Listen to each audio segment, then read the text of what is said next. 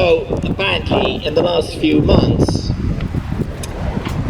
there's been a lot of talk about waves and a second wave, and really I think there was another wave which was a bit different and unexpected, which was a wave that resulted from our judicial protest which we presented in court 2 weeks ago. Why do I say it's a wave? Because there was an immediate reaction which was very, very quick, so quick and so negative that I have very serious doubts as to how much the persons who criticized it, unfortunately also many organizations within the medical community, which we hold in very high esteem. Let me make it very clear. I think we all know here in Malta that the medical establishment here has a very good reputation in Europe and worldwide. So we are not knocking them in any way. This is not an us against them. However, they chose to criticize the persons who filed this judicial protest because they said it was irresponsible. They said it was filled with allegations that were not based on science. And this is why I have serious doubts as to how many members of this medical community actually read our judicial protest. Because our judicial protest makes no allegations. So, apart from the fact that in their statements to the media, they said that we made a lot of allegations that are not based on science, they chose not to specify what allegations they were referring to. And I'm not surprised, because, as I said, we did not make any allegations. In fact, our protest is based upon an argument that the very colleagues and peers of the medical community in Malta have rallied behind an international declaration called the Great Barrington Declaration. And this declaration, which initially was made by 3 top medical scientists, one from the University of Oxford, one from the University of Harvard, one from the University of Stanford. And they called into question the wisdom of all the draconian measures being taken in many countries in the world relating to the COVID crisis. Now, keep in mind, this is not about denying that there is a crisis or denying that there is a COVID infectious disease. That is not what the Great Barrington Declaration is saying. It is saying that it disagrees with the way they go about, or they have gone about, handling the crisis this year. And so we, as citizens of Malta and Gozo, said if almost 50,000 doctors and medical scientists who rallied behind this declaration and signed it in support are saying this, do we not have a right to know whose opinion is correct? We made no allegations. If there are any allegations, they were made by the 50,000 peers of the Maltese medical community. And it is up to the Maltese medical community to take it up with their peers who signed the Great Barrington Declaration. It's not us. We have made no allegations at all. We have simply asked for the science. Because if you have a difference of opinion in the scientific community, then I think the citizens of Malta and Gozo have every right to know what the scientific community outside our islands is saying, and we have a right to see the science.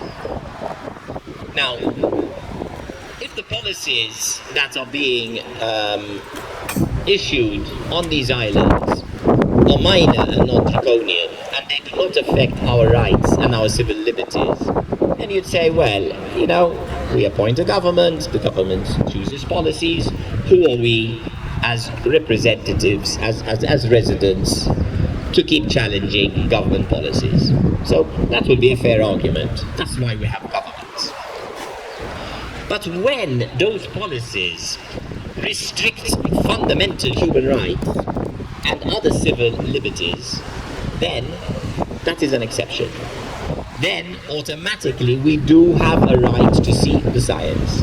They cannot say, well, we made a mistake and we are limiting your rights and freedoms. Because the Constitution of Malta protects our fundamental human rights, and that is why they are called fundamental. You cannot call, imagine you have the foundations of a building. It's coming from the same word, the foundations, fundamental. The fundamental rights are the foundations of a democracy. You cannot remove the foundations and expect the building to remain in place. The building is the democracy, the democratic state. You cannot have a democratic state if you remove its foundations. Its foundations are built upon a number of very important principles, including human rights, including good governance, including accountability, including transparency. So the Constitution of Malta protects human rights and says that if you make exceptions, you can only do so as a government by way of exception, and if those exceptions are reasonable in a democratic society. That is exactly what the Constitution says. So, what do we mean by reasonable? If you are talking about science, because our medical community chose to criticize us and said we made a lot of allegations and all based on science. We made no allegations. If they had asked, if they had read the protest that we had filed, the last 2 pages are a list of demands. They are not allegations. And those demands are to see the science. So, with all due respect, who are they kidding? We have actually filed a judicial protest to demand the publication of the science, to justify policies. And therefore, you cannot shoot down that judicial protest by saying that what we are saying is not based on science. We are demanding the science. It is up to them to provide the science, not up to us. So let me give a few examples. Because unfortunately, there are some people within maybe the public sector, the medical community, members of the public, they might think that we're trying to deny that there's a crisis, or deny that there is a problem with health, or that we don't care about people's health. So, our first remark to this is we are 2 groups that have the word health in their name. Okay? The Natural Health Community and the Human Health Alliance. We are not here as lobbies for trade, lobbies for restaurants, for hotels, for shops, for people who might be losing their business. These are 2 organizations that are focusing on health. So it is ridiculous to criticize these 2 organizations as being anti-health in some way. In the same way, you would not criticize a labor union for being anti-labor, or an environment organization for being anti-environment. Okay? It's crazy, it's insane. So of course we have the interest of our own health and the health of our fellow citizens at heart, but we might not necessarily have the same opinion as other people who are taking decisions. And this is why we are saying that it needs to be based upon science, which so far we have not seen. We have looked for it. It's not up to us to find it. It's up to them to provide it. But so far we have not seen it. And I will give you some examples. There's been a lot of talk about masks. Now, in the springtime, regulations with masks was different than it is today. Today we have a law which doesn't tell you you need to wear a mask if you are close to someone within an enclosed space. If you're going shopping and a lot of people. This is what the World Health Organization actually says. It is recommending to governments in the world that if people, members of the public, cannot keep a distance of more than of a meter, of at least 1 meter, not 2 meters, 1 meter. This is what the World Health Organization says. It says, then we recommend that members of the public wear masks. Where does it say that the moment you go out of your house, for the rest of the day, until you go back home, unless you are in your car, you have to wear a mask? Where does the World Health Organization say that? Where is the science? Not only is there no science, but there isn't even a recommendation by the World Health Organization. So imagine we are in a situation, and we all know this, that if you are on the beach alone, sunbathing, a couple together, or a family, or if you are walking in the countryside, yes, then you have to wear a mask. And you're all alone. Where is the science? Let's face it, we know that there isn't science. How can anyone argue in any logical or scientific way that I am helping to reduce the transmission of a disease because I am wearing a mask all day long, even though I am walking in the countryside on my own, or I'm a farmer in my fields, working in my fields, okay, or pruning the trees or doing something, or I'm sunbathing on the beach. And what about going swimming when you're on the beach? What do you do then? Because you need to take off your mask. But do you know that the law does not make any sense at all in this respect? Because it doesn't tell you what you're supposed to do. It tells you you're not allowed to remove your mask. So if you remove your mask and put it on your bathing towel in order to go into the water to swim, you are breaking the law. Because from your towel to the sea, to the beach, to the water's edge, you have not had a mask. But do you know that even if you are in the water, you are breaking the law? Now, can someone in the public health department explain to us whether we should be wearing a mask when we are swimming? Now, the law says you don't have to wear a mask if you are doing intense exercise.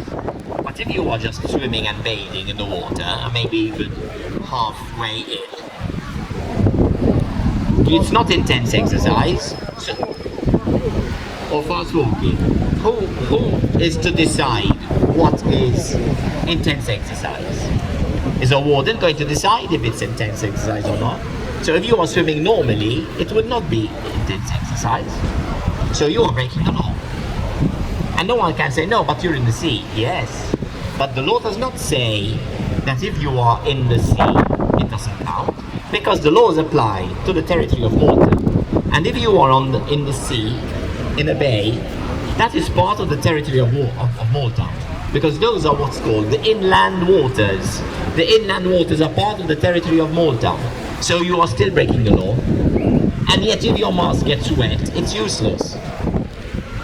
So you see, how can they say that we are being irresponsible? Who is being irresponsible? We make no allegations. In my profession, we like to ask questions. You know, when experts take the stand and they take the oath and they start explaining in court, we like to get up and we don't make any allegations. We just ask them questions. We call it cross-examination. That's what we do. That's exactly what we did with the judicial protest. So the questions we are asking, we cannot say we are right or we are wrong, because someone who asks a question is neither right nor wrong. He's just asking a question, and we need to see the answers. So our question is, how can you justify that wearing a mask all day long, even though you're alone, even if you are on the beach, even if you are going to swim, even if you're walking uphill? Because who is to decide what is intense exercise? You know, every law, not just in Malta, all over the world, the first or the second article, the first article is usually the name of the law. This is XYZ. The second article is definitions.